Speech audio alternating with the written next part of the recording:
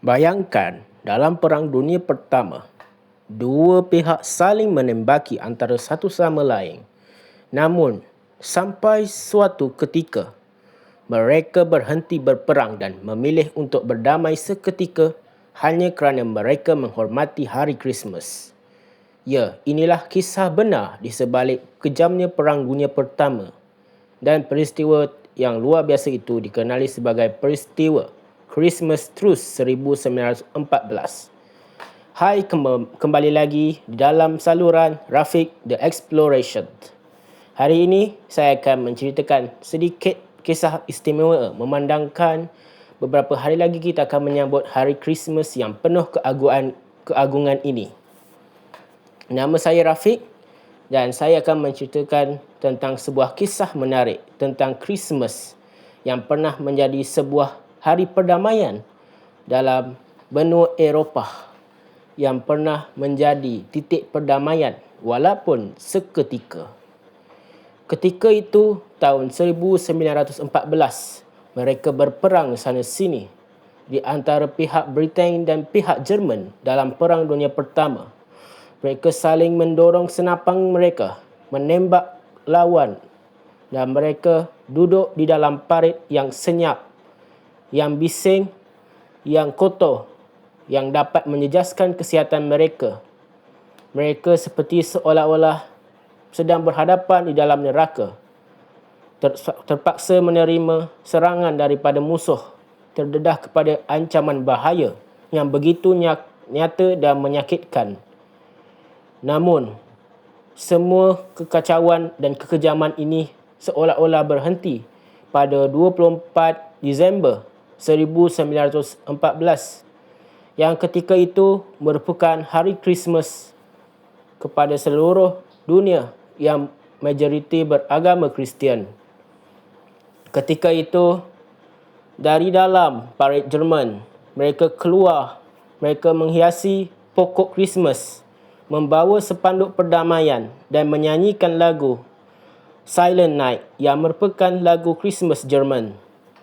Akhirnya, British menyetujui kesepakatan mereka dalam berdamai demi menghormati harinya Jesus Christ lahir, iaitu hari Christmas.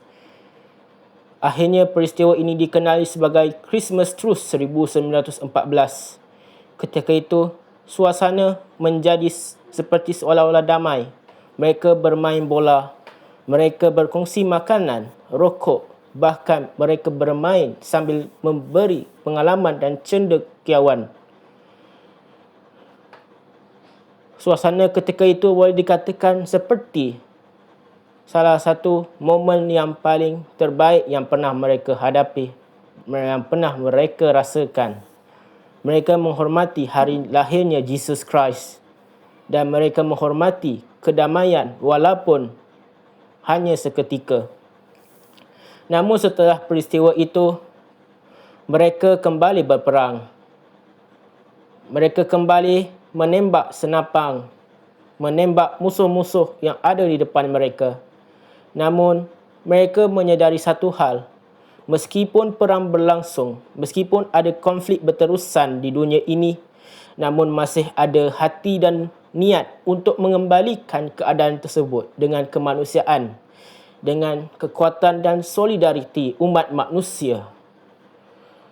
Peristiwa ini menunjukkan bahawa kita sebagai manusia masih memiliki hati nurani walaupun dunia dipenuhi dengan kekacauan dan konflik kejam. Kita masih lagi memberi tangan untuk menghulurkan bantuan dan membentuk kemanusiaan yang kuat serta membentuk saudara seiman yang baik dan hati nurani. Kesimpulannya, peristiwa Christmas Truce 1914 membuktikan bahawa peperangan masih boleh dihentikan hanya kerana sebuah penghormatan, menghormati perdamaian dan menghormati lahirnya anugerah Tuhan. Jadi, saya, Rafiq, mengatakan bahawa di dalam dunia yang serba konflik ini, Marilah kita sama-sama berdoa untuk mereka yang tertindas dan berdoa supaya konflik peperangan diberhentikan. Saya ingin mengucapkan selamat Hari Christmas 2025 kepada mereka yang menganut dan menyambut Hari Christmas ini. Merry Christmas. 2-3 buah mangga. Saya makan serba biasa. Hari Christmas, hari mulia, saya sukakannya.